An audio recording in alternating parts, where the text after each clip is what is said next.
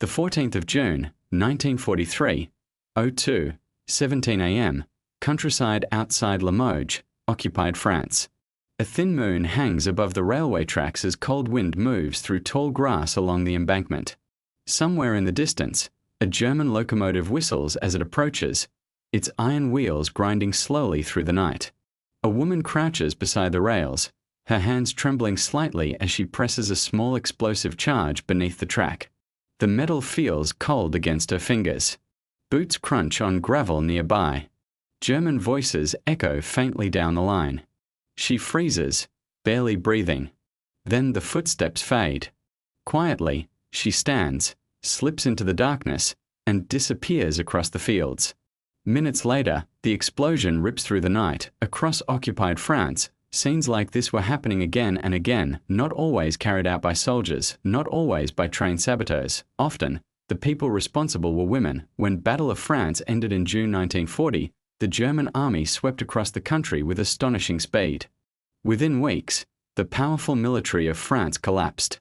Paris fell to the advancing forces of the Wehrmacht. German troops marched beneath the Arc de Triomphe while French citizens watched in silence. The country was divided. The northern half fell under direct German occupation. The southern region became the collaborationist regime of Vichy France. On the surface, life appeared to continue. Shops opened. Trains ran. Newspapers were printed, but beneath that quiet surface, something else was forming. A hidden war. Small groups of ordinary citizens began organizing resistance networks. They printed underground newspapers, gathered intelligence, sabotaged infrastructure, and helped Allied airmen escape capture. Together, these scattered movements would eventually become known as the French Resistance. From the beginning, women played a crucial role. In fact, many resistance leaders quickly realized that women could move through occupied cities with less suspicion than men. German soldiers often searched young men for weapons or documents. But women carrying shopping baskets or riding bicycles were less likely to be stopped. That simple fact changed everything. Women became couriers, messengers, intelligence collectors, saboteurs. They carried secret documents beneath clothing. They transported radio components hidden in bread baskets. They memorized train schedules and troop movements, and sometimes, like the woman beside the railway track that night in Limoges, they planted explosives. The German war machine depended heavily on transportation networks. Railways were the arteries of the Wehrmacht, moving ammunition, fuel, tanks, and soldiers across occupied Europe. Every train destroyed meant supplies delayed. Every rail line damaged meant German divisions waiting for reinforcements that might never arrive. Resistance fighters understood this very well. Sabotage became one of their most powerful weapons, but sabotage required precision. It required courage. And it required people who could move quietly through towns and villages without attracting attention. Women filled that role with extraordinary bravery. One of the most famous figures of the resistance was Lucy Aubrac. A schoolteacher before the war, Aubrac joined the underground resistance with her husband Raymond. She helped organize sabotage missions, distribute underground newspapers, and coordinate resistance cells across southern France. In 1943, when her husband was captured by the Gestapo, Lucy Aubrac carried out one of the most daring rescue operations of the war. Disguising herself and manipulating German authorities with remarkable confidence, she managed to organize an armed ambush that freed Raymond and several other prisoners. Her story became legendary. But Lucy Aubrac was only one of thousands. Across the country, resistance women worked in secret networks often unknown even to each other. Cells were deliberately isolated to prevent the entire movement from collapsing if one group was captured. Some women specialized in communications. They carried coded messages across towns and villages. Others served as radio operators, transmitting intelligence to Allied headquarters in London.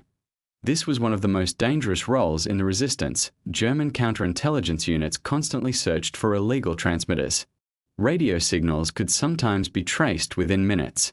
Operators had to send messages quickly, then dismantle equipment and move to a new location before German patrols arrived. One such operator was Noor Inayat Khan.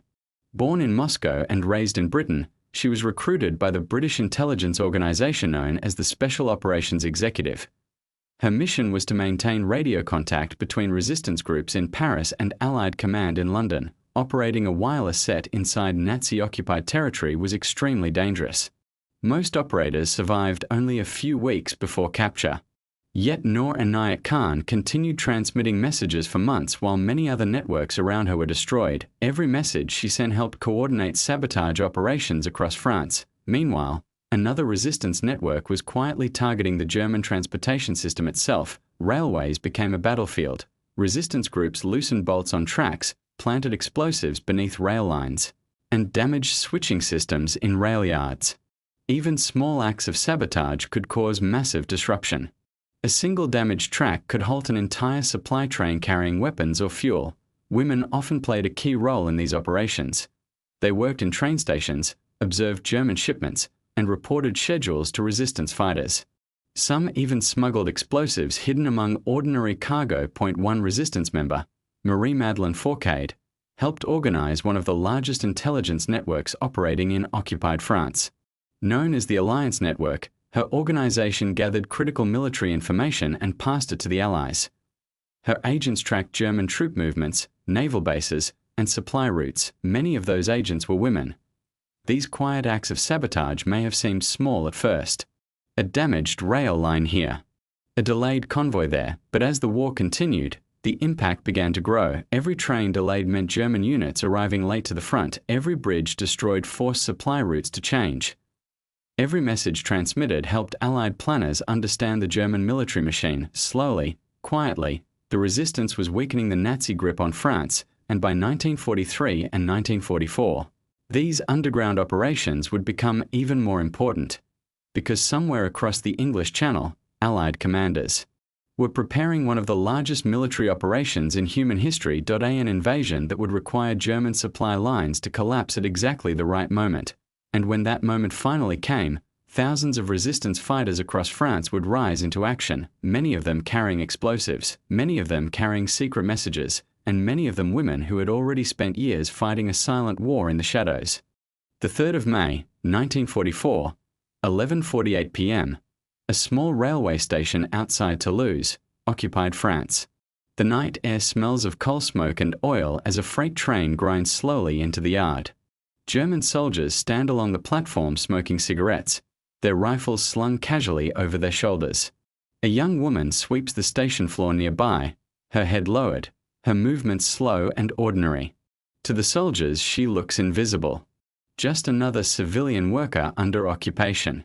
But beneath the wooden handle of her broom is a small folded paper containing train numbers, departure times, and cargo details. Ammunition, fuel, armored vehicles. In a few minutes, she will leave the station and ride her bicycle into the countryside. By morning, that information will reach the underground networks of the French resistance, and somewhere along the railway line ahead, explosives will already be waiting. By 1943 and early 1944, resistance activity across occupied France had grown dramatically. The scattered cells that once operated independently were slowly becoming more coordinated, particularly as Allied planners prepared for the massive invasion that would eventually come during the Normandy landings. The German army depended heavily on rail transport.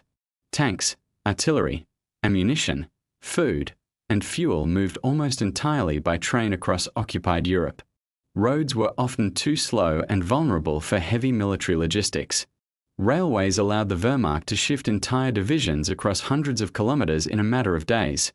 But railways also had a weakness. Tracks could be sabotaged, bridges could be destroyed, signals could be tampered with, and once a line was damaged, the delay could ripple across the entire system. Resistance planners understood this perfectly. Even small disruptions forced German engineers to halt trains, inspect rails, and reroute supply convoys. That lost time could mean the difference between a German division arriving at the front or arriving too late.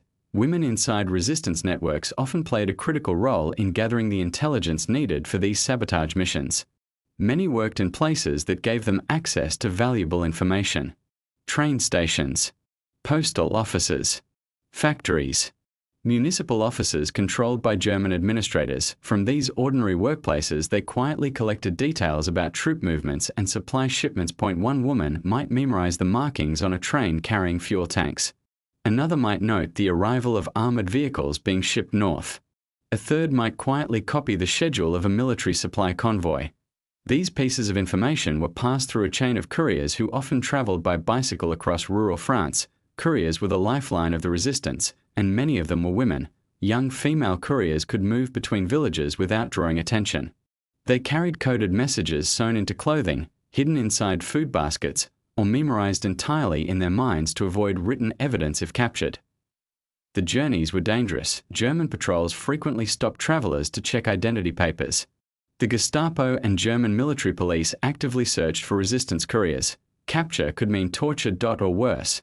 Yet the couriers kept moving. One of the most remarkable resistance figures involved in sabotage operations was Nancy Wake.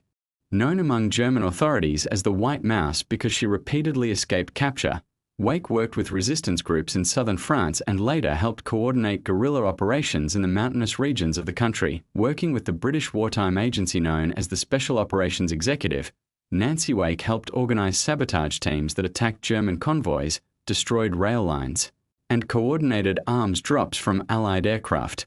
Her ability to move across occupied territory and maintain contact with multiple resistance groups made her one of the most effective agents working inside France. Meanwhile, across the country, sabotage operations were becoming more organized. Resistance fighters targeted rail junctions where multiple supply lines crossed. A single destroyed switch could halt traffic across an entire region. Bridges were particularly valuable targets. Blowing up one bridge forced German engineers to construct temporary replacements, slowing supply movement for weeks. Women often helped transport the explosives used in these missions. Because German soldiers frequently underestimated them, explosives might be hidden in wine crates, bread baskets, or farm equipment. A resistance courier posing as a farmer's daughter could move through checkpoints carrying materials that would later destroy an entire rail convoy.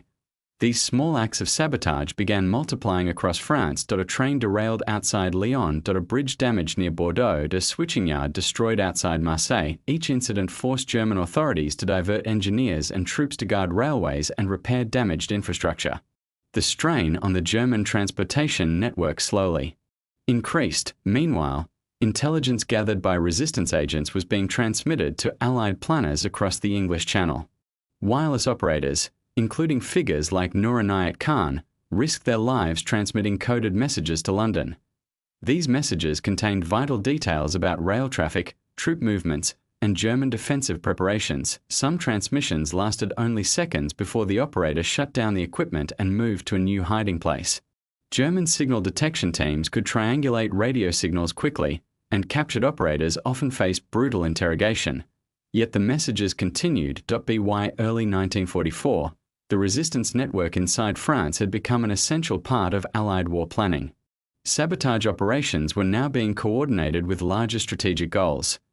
The Allies were preparing for invasion, and the resistance would play a crucial role. As the date of the invasion approached, resistance fighters across France were instructed to prepare for widespread sabotage once the attack began. Railways would be destroyed, telephone lines cut, bridges blown apart. The goal was simple: slow the German response to the invasion. Every hour of delay would help Allied forces establish their beachheads in Normandy. The women of the resistance were already in position. They knew the railways. They knew the schedules. They knew which bridges carried the most important supply routes. Some had already hidden explosives near key rail lines, waiting for the signal to begin. Then, in early June 1944, that signal finally came. A strange message broadcast. From London across the airwaves of occupied France. A few lines from a French poem, harmless words to most listeners.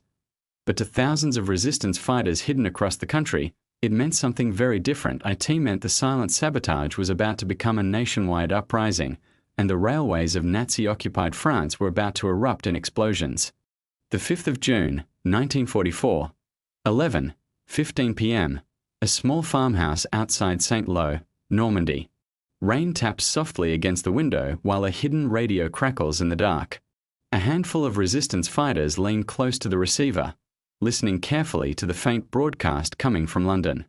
Suddenly, the voice of the BBC announcer reads a strange line of poetry in French. The words seem harmless to anyone else listening across occupied Europe. But inside the room, every face goes still. The signal has arrived. Across occupied France, members of the French resistance hear the same coded message. It comes from a poem by the French writer Paul Verlaine. The message had been prepared months earlier by the British intelligence agency known as the Special Operations Executive. To the resistance, it meant one thing. The Allied invasion was about to begin. Within hours, sabotage operations that had been quietly planned for months would erupt across the country. Railway lines, telephone cables, bridges, and supply depots were all marked as targets. The goal was simple but critical: cripple the ability of the Wehrmacht to move reinforcements toward the beaches where Allied forces would land. Throughout the night of June 5th and into the early hours of June 6th, resistance cells moved into action. Couriers carried final instructions between villages. Explosives that had been hidden in barns and cellars were retrieved. Sabotage teams slipped into the darkness toward railway lines and communication hubs. Women were everywhere in these operations. Some served as lookouts while explosives were planted. Others carried detonators or transported materials between safe houses. Many continued their work as couriers, ensuring that different resistance groups launched their attacks at the correct moment. When the Allied invasion began at dawn during the Normandy landings, the sabotage campaign had already begun. Railway lines exploded across northern and western France. Resistance fighters loosened rail fastenings so trains would derail at high speed. Bridges were damaged or destroyed. Switching systems in rail yards were sabotaged to send trains onto wrong tracks. German transport officers quickly realized something was wrong. Reports began flooding into headquarters. Lines were cut, trains were delayed, convoys were missing in many places. The damage was not massive explosions but small, carefully planned disruptions that caused enormous logistical problems. A single broken rail could halt a train carrying ammunition. A destroyed signal box could force dozens of trains to wait for manual control, and every delay slowed the German response to the Allied invasion. Historians later estimated that thousands of sabotage actions were carried out by resistance fighters in the weeks surrounding the invasion. Railway networks across large areas of France were severely disrupted. For the German army, the timing could not have been worse. Divisions that might have reached Normandy quickly were delayed by damaged rail lines. Engineers had to inspect track sections for sabotage before allowing trains to move. Entire convoys were rerouted onto longer routes that added hours or even days to their journey. Meanwhile, resistance intelligence continued flowing to Allied commanders. Messages sent through clandestine radio networks helped confirm which rail lines had been destroyed and which German units were attempting to move toward the front. Women working as radio operators, couriers, and informants remained central to this effort. Some continued transmitting from hidden locations even while German patrols hunted for illegal radio signals. Others rode bicycles through countryside roads delivering new instructions as the fighting expanded. One of the most remarkable aspects of the resistance was how ordinary these women often appeared. Many lived outwardly normal lives under German occupation: teachers, shopkeepers, farmers' daughters. But behind that ordinary appearance was extraordinary courage. To if captured by the Gestapo or German military authorities, resistance members faced severe punishment. Interrogation methods were brutal, and many resistance fighters were deported to concentration camps. Some never returned, yet the sabotage continued. The damage inflicted on the German supply network did not single-handedly defeat Nazi forces in France, but it played a critical supporting role in the success of the Allied campaign. Every delayed train helped the Allied army strengthen their foothold in Normandy. Every destroyed rail line slowed the movement of German reinforcements. Every message transmitted from hidden radios helped Allied planners understand the enemy's response. By late summer 1944, Allied forces were pushing deeper into France. German troops began retreating eastward as resistance fighters openly joined the fighting in many cities. The hidden war that had existed in shadows for 4 years was finally emerging into the open. When Paris was liberated in August 1944, resistance fighters marched openly through the streets alongside Allied soldiers. Among them were many of the women who had spent years working quietly behind enemy lines. For decades after the war, the contributions of these women were sometimes overlooked in traditional military histories. But historians have since recognized how vital their role truly was. The sabotage of railways, the transport of secret messages, the intelligence gathered from occupied towns and cities. Without those efforts, the German military machine in France would have operated far more efficiently, and the Allied advance might have faced far greater resistance. Today, The story of the resistance reminds us that war is not fought only by armies on battlefields. Sometimes the most important battles happen in silence. A woman riding a bicycle down a quiet road carrying a coded message. A hidden radio transmitting a few seconds of information. A small explosive placed beneath a rail line in the darkness. Simple acts, but together, they weakened one of the most powerful military systems in history. The women of the French resistance rarely saw themselves as heroes. Most believed they were simply doing what had to be done, protect their country, fight tyranny, help bring freedom back to France, and yet their courage raises an enduring question that still echoes through history. When ordinary people are faced with extraordinary injustice, will we have the same courage to resist?